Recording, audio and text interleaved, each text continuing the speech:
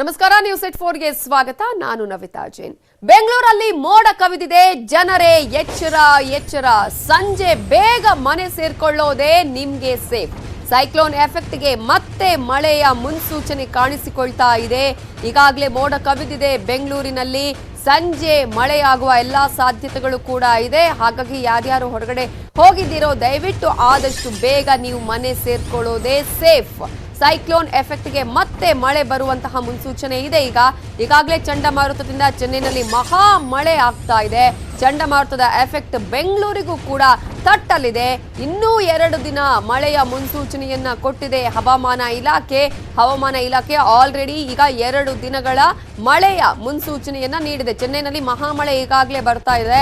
ಇನ್ನೊಂದು ಕಡೆ ಈಗ ಅದರ ಎಫೆಕ್ಟ್ ಬೆಂಗಳೂರಿಗೂ ಕೂಡ ಆಗುವ ಚಾನ್ಸಸ್ ಇದೆ ಅಂತ ಹೇಳಿ ಹವಾಮಾನ ಇಲಾಖೆ ಈಗಾಗಲೇ ಸೂಚನೆಯನ್ನ ನೀಡಿದೆ. ಹಾಗಾಗಿ ಆಲ್ರೆಡಿ ಮೋಡ ಕವಿದ ವಾತಾವರಣ ನಿರ್ಮಾಣ ಆಗಿದೆ. ಮೋಡ ಕವಿದಿದೆ. ಆದಷ್ಟು ಬೇಗ ಮನೆ ಸೇರ್ಕೊಂಡ್ರೆ ನೀವೆಲ್ಲರೂ ಸೇಫ್. ಇಲ್ಲದಿದ್ರೆ ಮತ್ತೆ ಕಳೆದ ಕೆಲವು ದಿನಗಳಲ್ಲಿ ಯಾವ ರೀತಿಯಾಗಿ ಮಳೆ ಸುರಿತು, ಏನೇನು ಅವಾಂತರಗಳಾಯ್ತು ಅನ್ನೋದು ನಿಮ್ಗೆಲ್ರಿಗೂ ಕೂಡ ಗೊತ್ತಿದೆ. ಹಾಗಾಗಿ ಇವತ್ತಿನ ಮಳೆ ಬರುವಂತಹ ಚಾನ್ಸಸ್ ಕೂಡ ಇದೆ. ಹಾಗಾಗಿ ಮಳೆ ಬರೋಕ್ಕಿಂತ ಮುಂಚೆ ನೀವು ಮನೆಗೆ ಸೇಫ್ ಆಗಿ ಸೇರ್ಕೊಳ್ಳಿ.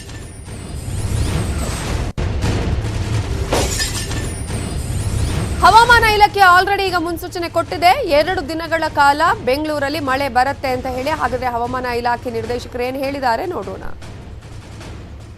ರಾಜ್ಯಾದ್ಯಂತ ಒಣಹವೆ ಮುಂದುವರೆದಿದೆ. ಈಗಿರುವ ಸಿನಾಪ್ಟಿಕ್ ಸ್ಥಿತಿ ಏನೆಂದರೆ ಸರ್ಕ್ಯುಲೇಷನ್ ಉತ್ತರ ತಮಿಳುನಾಡು, ದಕ್ಷಿಣ ಆಂಧ್ರ ಪ್ರದೇಶದ ಕರಾವಳಿಯಲ್ಲಿದ್ದು ಅದು 3.6 ಕಿಲೋಮೀಟರ್ ಎತ್ತರದವರೆಗೆ ಇದೆ. ಇಂದು ಅಕ್ಟೋಬರ್ 29ರಂದು ಉತ್ತರ ಹಾಗೂ ಕರಾವಳಿ ಜಿಲ್ಲೆಗಳಲ್ಲಿ ಒಣಹವೆ ಮುಂದುವರಿಯುವ ಹೆಚ್ಚಿನ ಸಾಧ್ಯತೆಗಳು ಇವೆ. ಕರಾವಳಿಯಲ್ಲಿ ಅಕ್ಟೋಬರ್ 30 ಹಾಗೂ 31ರಂದು ಅಲ್ಲಲ್ಲಿ ಮಳೆಯಾಗುವ ಸಾಧ್ಯತೆ ಇದ್ದು, ನವೆಂಬರ್ 1 ಹಾಗೂ 2ರಂದು ಹಲವು ಕಡೆ ಮಳೆಯಾಗುವ ಹೆಚ್ಚಿನ ಸಾಧ್ಯತೆಗಳು ಇವೆ.